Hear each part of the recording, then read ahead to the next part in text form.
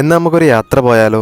ട്രിവാൻഡ്രം ഉച്ചയ്ക്ക് 12:50 പുറപ്പെടുന്ന Hubli weekly superfast എക്സ്പ്രസിൽ ബാംഗ്ലൂരിലെ നന്ദി ഹിൽസിലേക്കാണ് നമ്മുടെ യാത്ര. ജനറൽ കമ്പാർട്ട്മെന്റിൽ ഇങ്ങനൊരു യാത്ര, ആഹാ എന്ത് രസമാണ്. വൈകുന്നേരം ആയപ്പോഴേക്കും ഇത്തവണ ചായക്ക് പോലെ ഒരു കോക്കനട്ട് ബാർ. ട്രെയിനിൽ യാത്ര ചെയ്യുന്നവർക്ക് അറിയായിരിക്കും, വൈകുന്നേരം സൺസെറ്റും കണ്ട് ഇതുപോലൊരു യാത്ര അത് പ്രത്യേക ഒരു ഫീലാണ്. തവണയും വീട്ടിൽ നിന്ന് ചോറ് തന്നു വിട്ടായിരുന്നു. രാത്രിത്തെ ഭക്ഷണം അതായിരുന്നു. വിശേഷമൊക്കെ പറഞ്ഞിരിക്കാൻ ഇവനെയും കമ്പനിക്ക് കിട്ടി. ശരിക്കും എനിക്ക് ഇറങ്ങേണ്ട സ്റ്റോപ്പ് ബനസ്വാടി ആയിരുന്നു, പക്ഷേ ട്രെയിൻ SMVT ബാംഗ്ലൂരിൽ പിടിച്ചിട്ടുകൊണ്ട് ഞാൻ അവിടെ ഇറങ്ങി. ഇത്രയും രാവിലെ ആയതുകൊണ്ട് ബസ് സർവീസ് ഒന്നും തുടങ്ങിയിട്ടില്ലായിരുന്നു. പിന്നെ ഞാനൊരു ഊബർ ടാക്സി എടുത്ത് നേരെ നന്ദി ഹിൽസിലേക്ക് വിട്ടു. പോകുന്ന വഴിയെല്ലാം നല്ല തണുപ്പും കോടമഞ്ഞും. നന്ദി ഹിൽസിലേക്ക് പോകുന്ന റോഡിൽ ഡ്രൈവർ ഡ്രോപ്പ് ചെയ്തു. പിന്നെ അവിടെ നിന്നൊരു ഷെയർ ഓട്ടോ പിടിച്ചാണ് ബാക്കി യാത്ര.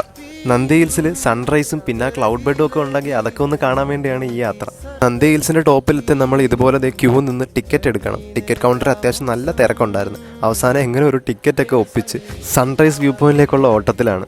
നല്ല നടത്തുണ്ട്, എത്തുമെന്ന് അറിയത്തില്ല, നോക്കാം. ഓടിക്കതച്ചങ്ങ് എത്തിയപ്പോഴേക്ക് സൺറൈസായി. പിന്നെ സൺറൈസിന്റെ ഗോൾഡൻ അവർ, അടിപൊളി. പ്രതീക്ഷ വന്ന പോലെ ക്ലൗഡ് ബെഡ് ഒന്നും കാണാൻ പറ്റില്ല, ഒരു ക്ലൗഡ് ഷീറ്റ് കിട്ടി. ഉള്ളത് പറഞ്ഞാൽ ഈ കൊച്ചുവെളുപ്പാങ്കാലത്ത് ഇത്രയും പേരെ ഞാൻ പ്രതീക്ഷിച്ചില്ല. എന്തൊക്കെ പറഞ്ഞാലും ഇങ്ങനൊരു വ്യൂ ഒരു ഫസ്റ്റ് ഹാൻഡ് എക്സ്പീരിയൻസ് തന്നെയായിരുന്നു. മുകളിൽ ഇരുന്ന് ദേവൻ എല്ലാവരും നോക്കുന്നുണ്ടായിരുന്നു. ഈ കാണുന്നതാണ് അവിടുത്തെ യോഗനന്ദീശ്വര ക്ഷേത്രം. ഇതിന്റെ കൺസ്ട്രക്ഷൻ ദ്രാവിഡ വിജയനഗര ആർക്കിടെക്ചർ സ്റ്റൈലിന്റെ ഒരു ബ്ലെൻഡാണ്. അതെല്ലാം കണ്ട് അവിടെ നേരെ പോയി ഒരു ചായയും കുടിച്ചു. അതിനുശേഷം നന്ദി ഹിൽസിന്റെ കാടും പരിസരങ്ങളൊക്കെ ചുറ്റിക്കറങ്ങി നടന്നു.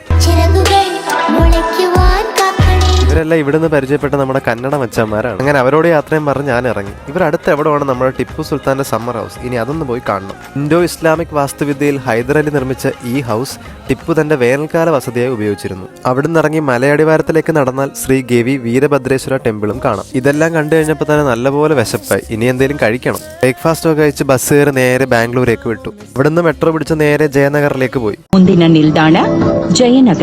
ഇവിടെയുള്ള ശിവാജി ഹോട്ടലിൽ ബാംഗ്ലൂർ സ്പെഷ്യൽ ദൊണ്ണ ബിരിയാണി കിട്ടും. ദൊണ്ണ ഏതായാലും ഒരു വെറൈറ്റി ടേസ്റ്റ് ആയിരുന്നു.